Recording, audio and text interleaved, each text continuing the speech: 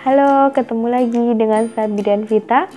Untuk hari ini nanti video kita yaitu tentang panduan pemberian makanan pendamping ASI atau NPASI untuk bayi.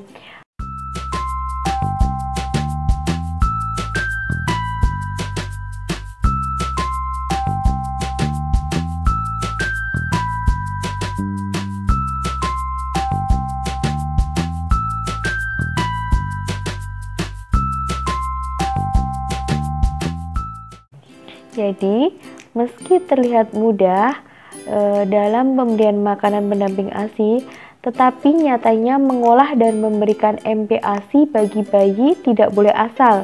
Nah, jadi ini nanti saya akan memberikan panduan tentang pemberian MPASI bagi bayi. Yang pertama yaitu perhatikan jenis makanan. Selain pilihan menu MPASI tunggal dan campuran, ada juga jenis MPASI lainnya. Bunda bisa memberikan makanan pendamping ASI khusus alias buatan rumah tangga atau pabrik. Pilihan lainnya, Bunda juga dapat memberikan MPASI seperti yang dimakan anggota keluarga tetapi dengan dimodifikasi. Penting untuk memperhatikan beberapa hal pada saat menyediakan sumber makanan sebagai bahan MPASI. Yang perlu diperhatikan yaitu sumber makanan sebagai bahan MPASI. Yang pertama yaitu makanan yang bersumber zat besi. Pemberian makanan yang kaya zat besi penting untuk memenuhi kebutuhan harian bayi. Hal ini karena setelah berusia 6 bulan, cadangan zat besi bayi sejak kelahiran sudah habis. Jadi, Bunda dapat memberikan berbagai sumber zat besi seperti hati sapi atau ayam, kuning telur, daging merah, hingga makanan laut. Yang kedua, yaitu makanan bersumber dari beras. Makanan dari beras bisa Anda berikan untuk bayi sejak usianya 6 bulan. Contohnya, nasi yang dihaluskan menjadi bubur. Sumber yang selanjutnya yaitu dari telur.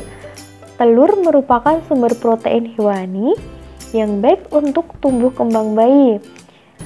Bunda dapat memberikan telur ke dalam MPASI meski usia bayi belum mencapai 1 tahun. Nah, pilihan MPASI untuk bayi, jangan bingung. Bunda bisa sajikan untuk sekecil seperti misalnya sayuran yang dihaluskan, misalnya wortel, ubi, kentang, brokoli. Buah-buahan yang dihaluskan seperti apel, pir, mangga, paya, atau alpukat dan pisang yang ditumbuk.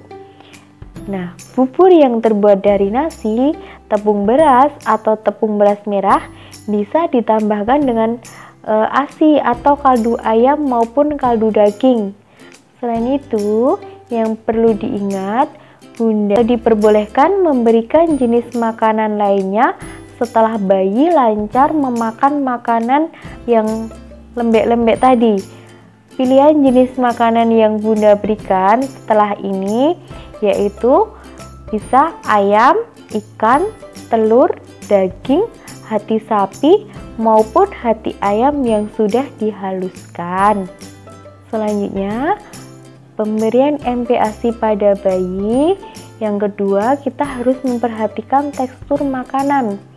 Yang pertama tadi, perhatikan jenis makanan. Yang kedua, yaitu perhatikan tekstur makanan.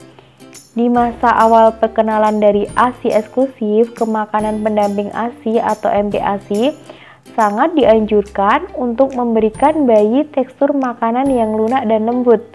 Nah, maka dari itu, haluskan bahan makanan bayi sampai benar-benar bertekstur seperti bubur.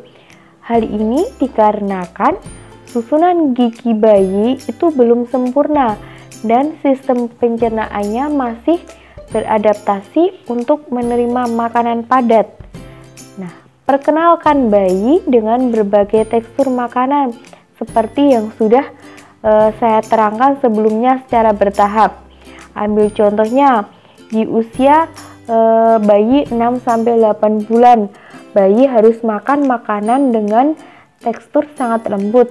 Sedangkan di usia 9-11 bulan, bayi sudah mulai bisa diberikan makanan cincang. Yang ketiga, kita juga harus memperhatikan porsi dan frekuensi makan.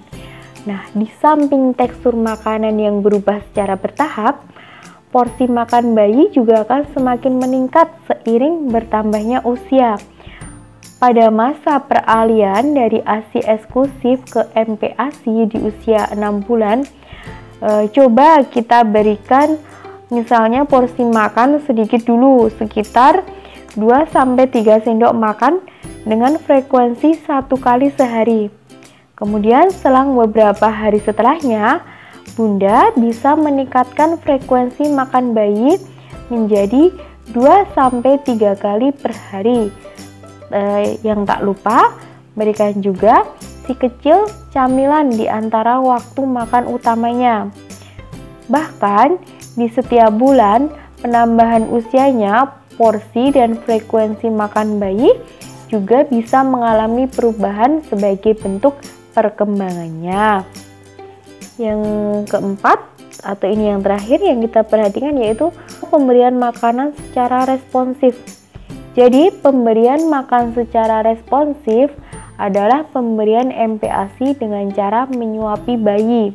Nah, cara ini bisa terus dilakukan sampai nantinya bayi bisa makan sendiri, entah dengan bantuan Bunda ataupun tidak.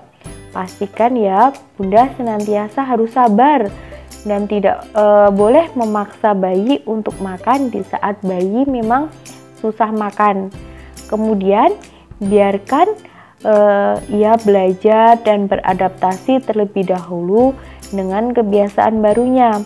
Tak lupa, biasakan untuk tidak makan sembari menonton TV atau bermain gadget ya Bunda tentunya. Nah, itu tadi video dari saya tentang panduan pemberian makanan pendamping ASI untuk bayi. Nantikan video saya selanjutnya. Jangan lupa subscribe, like, dan komen. Terima kasih.